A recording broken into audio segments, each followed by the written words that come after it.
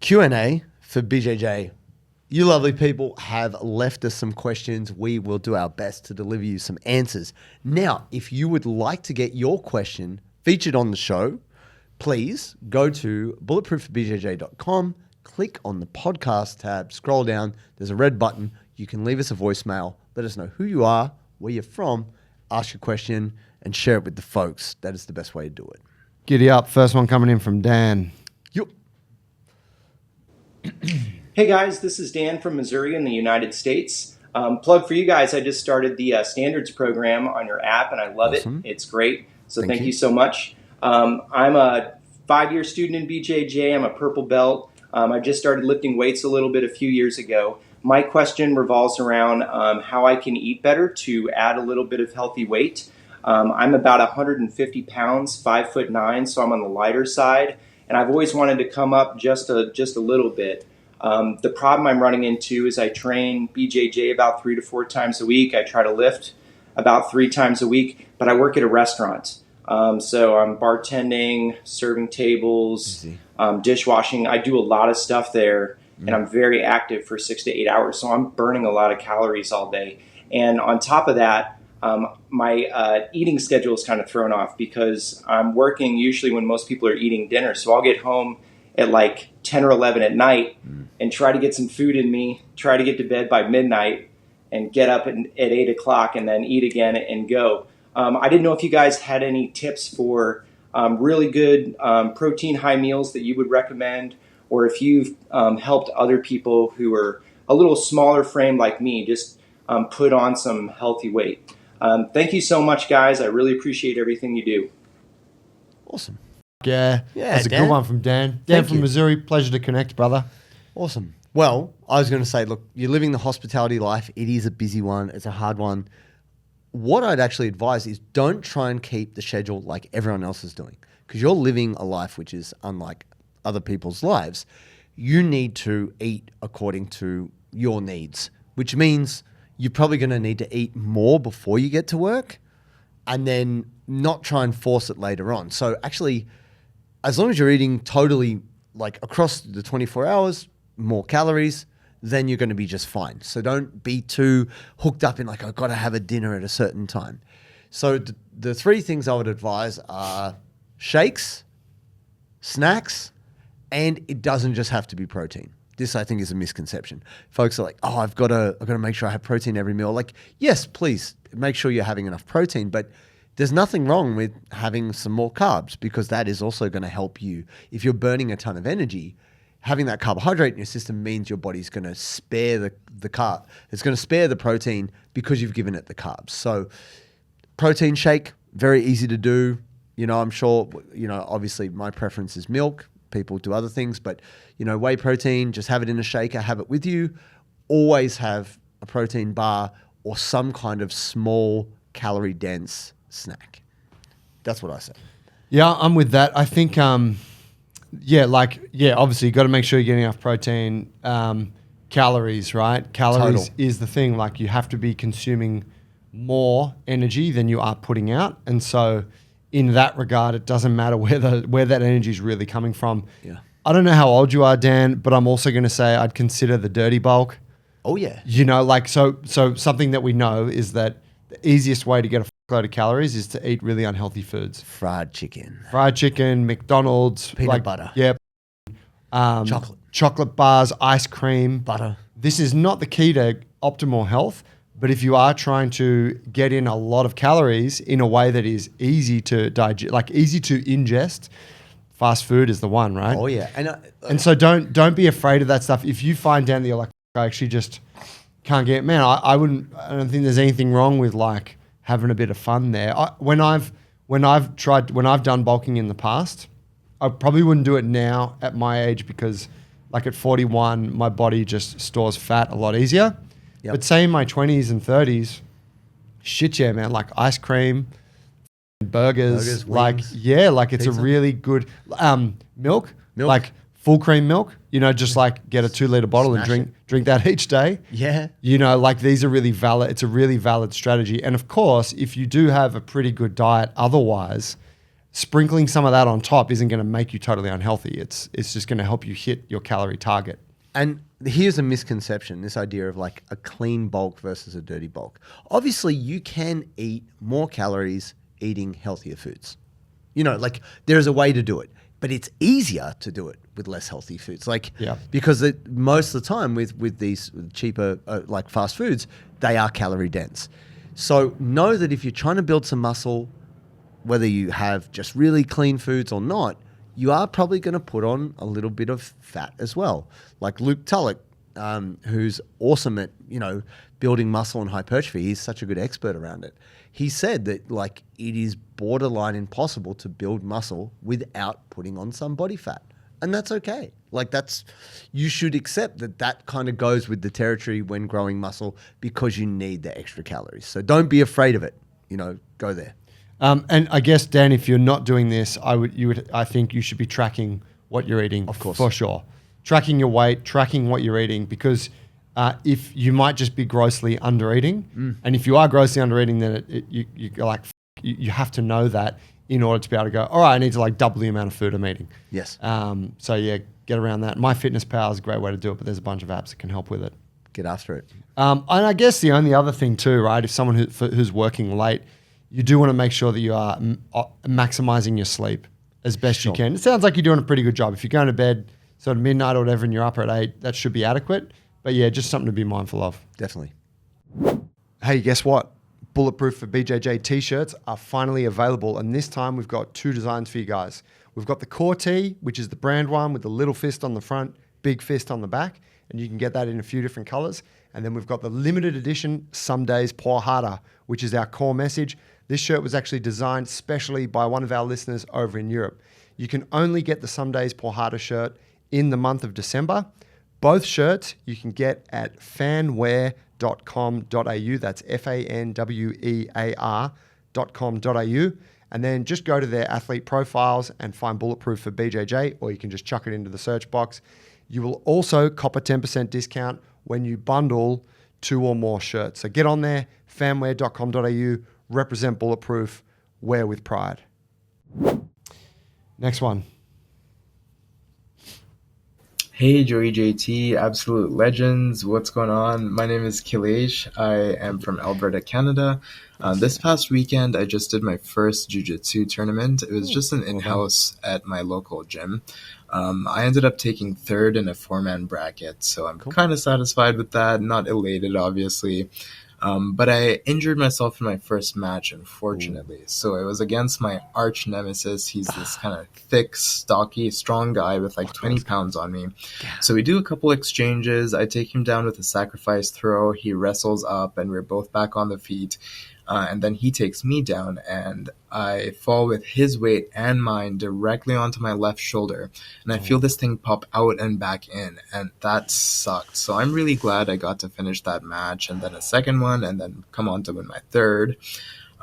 But my question is, now that I've spent a couple days just slowly getting some range and movement back by doing some scat push-ups and some scorpions based on you guys' videos, how do I start to get back to training? Because I'm really eager to, obviously. Do I just go watch for a couple sessions? Can I just start drilling, like maybe starting next week and start to feel out some rounds, maybe end of next week?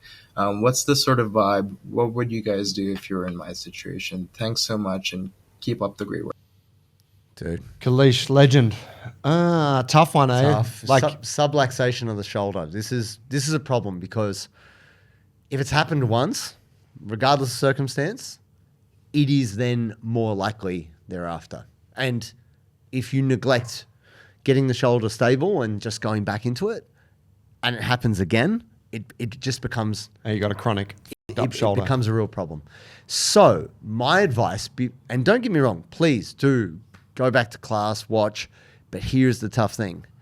Resist the temptation to go back to rolling too soon, because if you cannot properly depress your scapulars and stabilize, and if you can't do a pull-up and you can't do like a number of push-ups and have your shoulder not be in pain, your shoulder probably isn't stable enough to be rolling. Yeah. Because invariably someone's probably going to jump on a Kimura and crank that bad boy. And if it was under its normal stable circumstances, okay. But because it's still, you're in that acute phase of the trauma of the injury, it could just subluxe again. So I would be very reserved. Like, you usually want to give it a good kind of 8 to 12 weeks of doing a certain amount of rehab and restabilizing before you go back to jiu-jitsu. Yeah, I would think, like you mentioned, scorpion and scat push-up stuff, which are really great. And thanks for using our other episodes, right, as a guide there. But you definitely want to be able to like scale up the intensity of what you're doing at the gym and feel okay with all that too. So, like dumbbell presses and overhead presses and pull-ups and push-ups, and you want to be able to do all of that stuff without any pain before you would think about going back into the fire of rolling. So if you can't do that if you're like, oh no, that doesn't feel good, then definitely don't roll. You could probably go back to some drilling. You could be there at the gym, but really use the gym as a guide in that way. Gold standard, of course, is go and see a physical therapist and get that shit assessed, because you might have some damage there that really does need some time to just get better. And if you put more stress on it, you might just keep resetting yourself. I think for the cost of what it's going to take for a therapist to assess that, I think it's a worthwhile cost. Definitely. And the thing is, sometimes we're not aware of the level of damage until someone says, oh, can you do this? And you're like, oh, no, I can't. And they're like, hey, they give you the feedback, or oftentimes the hard news, which is you may have a partial tear to your labrum, or there might be some other greater complications here. Whereas if you don't get that feedback and you go back to rolling, then it could become a more serious level issue. So that's what we want to prevent. Yeah. And, conversely, they might say, no, like, oh, it's actually pretty good. You're like, fine. Yeah, like give it a couple of weeks, add these exercises, but, you'll be back on the mat and you'll be like, oh, sick. So, and it often is good news, right? We talk about the extreme end of shit, but it's usually not the extreme thing. It's usually something pretty minor. Yeah, but get that shoulder stable before you start rolling again. Thanks, Kalish. Last one, Hugo. Hey guys, so I am a 23-year-old white belt training from one here from Rio de Janeiro, Brazil. Sorry for my broken English, not very good. Hope you understand me. No, very good. My question is about rules in BJJ. What do you think about like white belt rules, blue belt rules, purple belt rules? Should it be different? Because I'm really upset because in my gym, it is a mostly gi gym, but I mostly train no gi, and I have my life. But I try every time to go in the little times they do no gi, but there are some things I don't like you can do ankle locks or knee locks. Forgot the name in English. If you are not like brown or black belts, you need to respect IBJJF rules, in training. So there is this problem, and the closest gym to me that are exclusive no gi, and they have a more like gringo game, a more modern game, with leg locks and all this shit, are using like 40 minutes from my house in the morning, but if you go in a normal hour, 2 hours because of the traffic. Traffic's So I want to know what you think about these rules, these different rule sets. Should it exist? Thank you, guys. I am marathoning all your podcasts. Sorry again for the broken English. Hope you could understand me, and thank you. Oh, man. Oh, it's so nice to hear a classic Brazilian accent. Obrigado. Obrigado, irmãozinho. Thanks, Hugo. Vai, moleque. From the motherland. Bro, so good. His English is great. Yeah, his English is great. And like, I'm marathoning your podcast. For anyone that didn't catch that, marathoning, what a legend. Man, that's awesome. And bro, I've never heard the expression gringo the gringo game. Yeah. The gringo game. That's awesome. Bro, Hugo, sounds like you're a progressive guy and you're in a conservative old school gym. Yeah. And look, That's tough. I think there's benefits to the rules, right? Like some of those rules were put in place for good reason. We could pick them apart. Some of them are outdated. Some of them are okay. The idea of like no heel hooks for I don't know, like for like brand new white belts. I'm like, yeah, that makes sense, right? Because the injury that can come from not understanding that submission is really big, Catastrophic. But yeah, of course, man. I think if you have the desire to study that stuff, it is a shame that you cannot. I guess the only thing I can suggest, right, if you don't have a choice of other gyms to go to, would be to like maybe okay it with the coach to come into the gym with some of your training partners that also want to learn that stuff and drill it together in a controlled way and do it like follow Submeta or follow some kind of instructional platform. So you know, buy a DVD, whatever. So you're doing it in a smart way and you're learning it progressively. And maybe that will even convince your coach in time that, hey, this is a thing that people can do. I don't know. Yeah, I understand where you're coming from on this one, man. Look, I think you can build a really devastating no-gi game without leg locks. Like if you get really good at arm bars, guillotines, chokes, kimuras, like you can be a phenomenal no-gi grappler. So I look at it kind of this way.